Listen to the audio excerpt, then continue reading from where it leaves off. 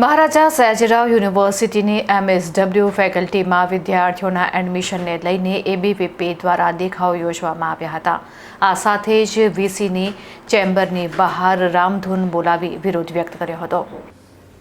ABVP દ્વારા MHRM અને MSWના વિદ્યાર્થીઓની બેઠકો વધારવાની માંગ કરી university in charge professor doctor Dhanesh પટેલની ચેમ્બરની બહાર બેસીને રામધૂન બોલાવી હતી અને રામધૂન બોલાવતા વિરોધ નોંધાવ્યો હતો।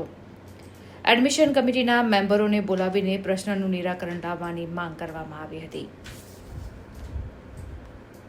કમિટીના જે લોકો છે એમને પરિષદ તરીકે અમે લોકો રજૂઆત માટે આવ્યા છે।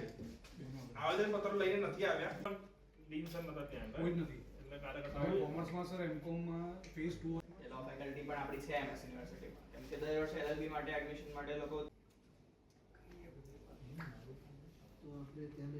બહારના તત્વો ત્યાં આગળ આવી અને ત્યાં આગળ પેવેલિયનના પાર્કિંગ અંદર અડ્ડો જમાવે છે।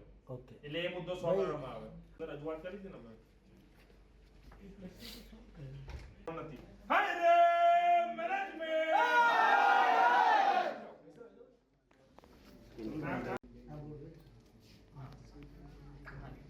ચાર કરોડની અંદર આવે અને એની અંદર MHR અને MSW ના વિદ્યાર્થીઓની સીટોની અંદર વધારો કરવાની અંદર આવે।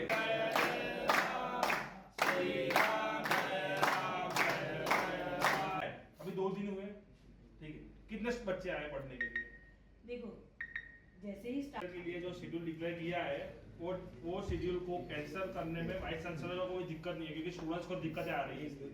MHR અને MSWના વિદ્યાર્થીઓની સીટોમાં વધારો કરવા માટે ભૂતકાળની અંદર અખિલ ભારતીય વિદ્યાર્થી પરિષદે રજૂઆત કરી હતી 12/6/2025ના રોજ, પરંતુ ક્યાંક ને ક્યાંક સીટોમાં વધારો થયો નથી।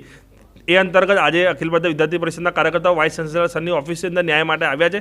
MHR અને MSWની સીટોની અંદર જ્યાં સુધી વધારો થાય નહીં ત્યાં સુધી અખિલ ભારતીય વિદ્યાર્થી પરિષદના કાર્યકર્તાઓ આવી રીતે આંદોલન કરતા રહેશે। એન્ટ્રન્સની અંદર 3000થી વધારે વિદ્યાર્થીઓએ એન્ટ્રન્સ એક્ઝામ આપી છે, પરંતુ એની સામે માત્ર 40 સીટ MS યુનિવર્સિટીએ મૂકી છે। અને MS યુનિવર્સિટી એક વિશ્વવિખ્યાત MS યુનિવર્સિટી છે, જેની અંદર વિશ્વના વિદ્યાર્થીઓ એક સ્વપ્ન હોય છે કે MS યુનિવર્સિટીમાં જઈને અભ્યાસ કરીએ, ત્યારે માત્ર 40 સીટ મૂકવું એ કેટલું યોગ્ય છે, આજે પ્રશ્ન વાઇસ ચાન્સલર સરને મેં પૂછવા આવ્યા છે।